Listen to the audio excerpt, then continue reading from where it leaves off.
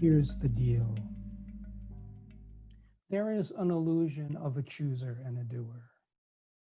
Any action that arises out of the experience of being a doer is replicating karma.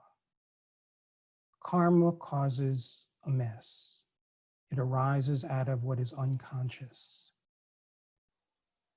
When you are present, simply not knowing anything, not trying to know anything, not figuring anything out, not knowing who you are, but just present, then what moves the form is intuition.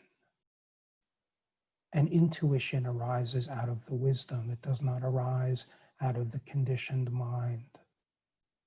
And this you can trust. You cannot be addicted to anything if you are not addicted to the mind. The mind is the fundamental addiction.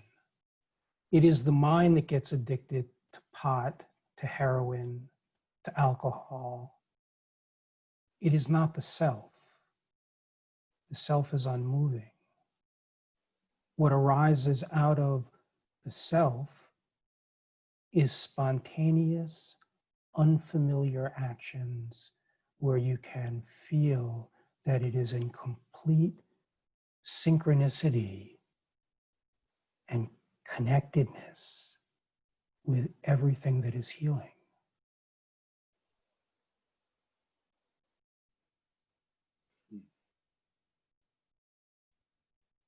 As a general rule, addictive substances bring forth short-term sense of ease, and then the mind desires that ease, and then it becomes a downward spiral.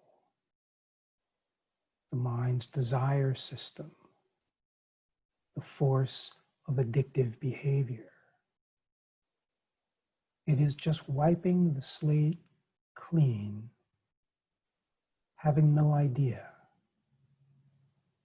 letting the body move without the experience that someone is moving it. And then if it is moved into a behavior that the mind has identified as addictive, you will be keenly aware of its actions, and it will offer some insight and some clarity and help to free any habit that feeds addictive behavior. What does it take to break an addiction? 100% resolve.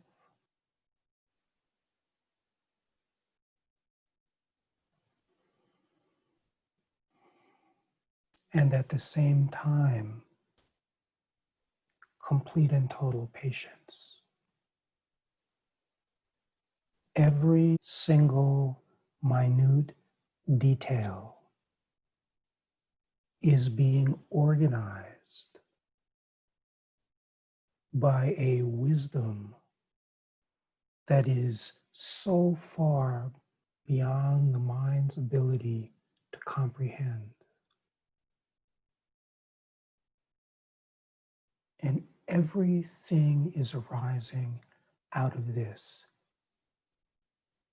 And the nature of this wisdom is oriented to wake up the aspects of itself that have fallen asleep.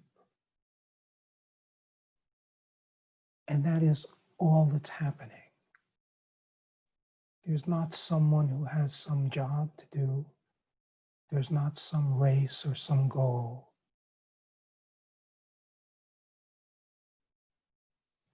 It is enough to know that the wisdom that the mind cannot understand is the benevolence and the grace that's taking care of everything.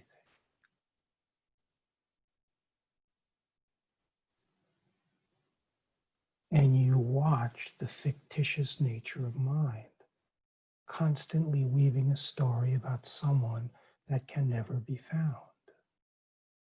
You watch the attention move in and latch on to mind and realize that the attention latching on to mind was not the choice of someone, but it's all under the guidance of something that knows, that really knows.